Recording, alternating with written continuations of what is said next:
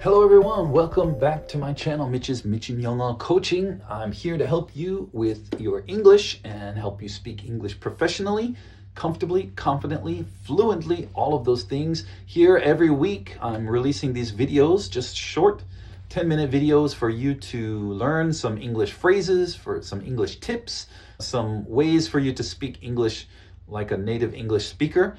So, I have a new video for you today, and today we're going to talk about 5 habits of executive speakers. What does that mean? Well, have you noticed that some people just sound more senior than others when they speak English? Okay, it's not about their title, it's more about their language, to be honest. So today I'm going to teach you 5 ways to switch from junior level English to executive level English, senior level English. Okay, even if you're a young worker, you're new to your company, and when you speak English, you can still sound like you've been there for a long time.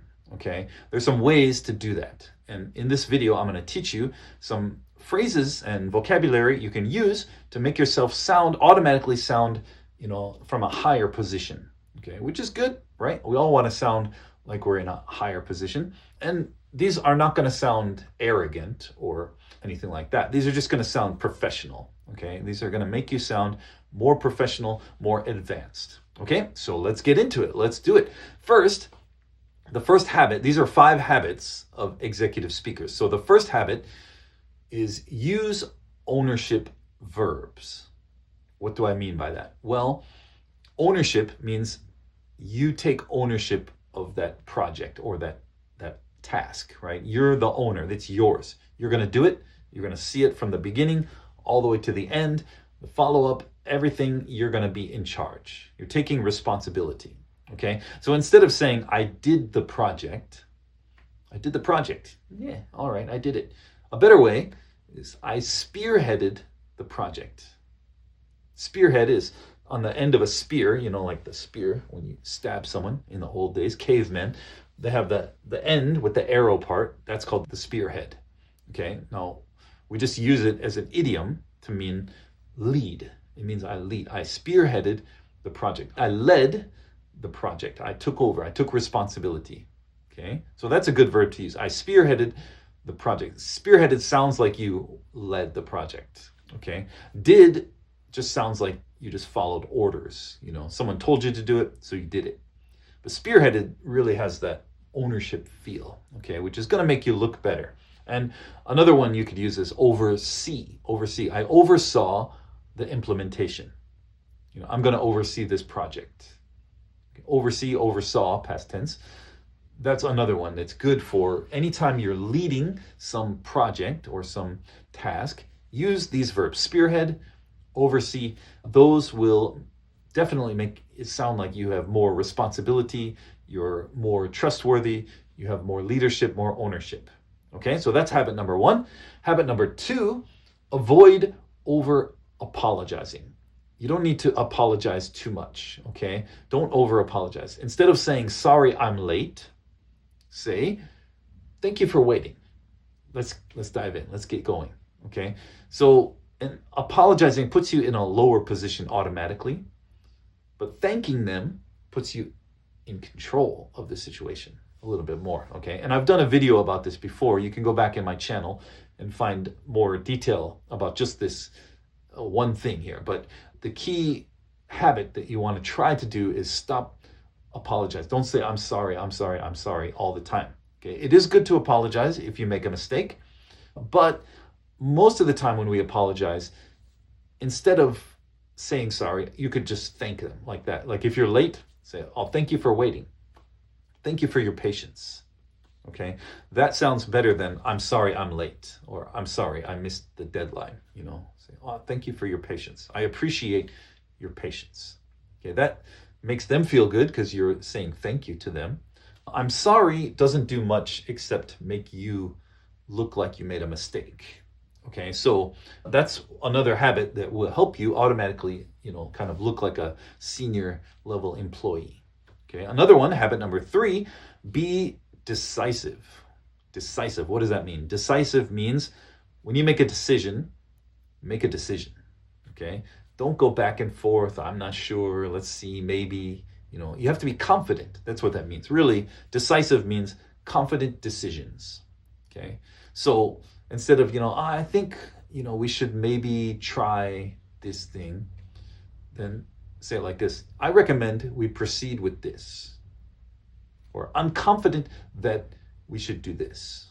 Okay. Very direct and confident statements that support your opinion and your decision.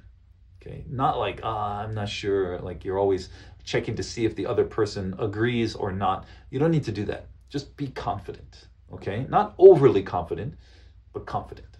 Okay. I've also done a video on this one too, which you can find in my YouTube channel. So go back and there's more detail. Today I'm just giving you a quick, little hits on each of these, but all of these I've done videos in detail about them. So you can, if you want to learn more, check out my YouTube channel and look through the history. You'll see those. And then habit number 4, the power of the pause. The power of the pause. This one's important. Native speakers and leaders especially, instead of reacting very quickly to something, we often use silence to emphasize a point. Okay? We don't have to fill every gap with, if you don't know the answer or you're thinking, totally fine. Silence is good. Silence is your friend. Okay? You can talk, you can be talking and then someone asks you a question and you say,